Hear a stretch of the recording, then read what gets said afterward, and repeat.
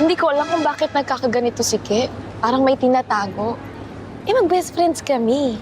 Maybe she just needs time. Everything will be fine, I'm sure of that.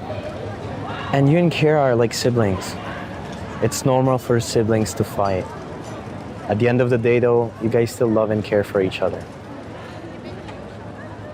Tama ka naman. You're not angry or pissed off at her. You're just being protective.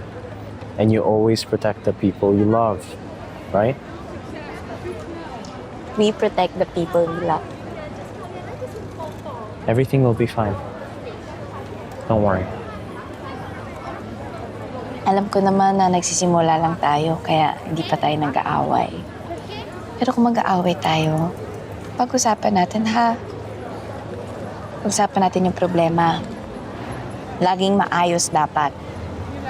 Promise? Of course, I promise.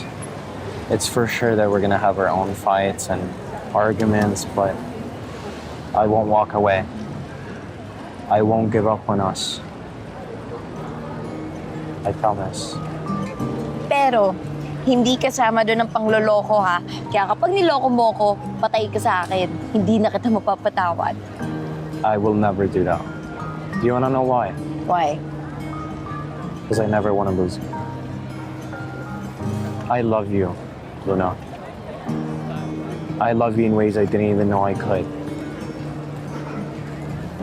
I love you. I love you, Kalix.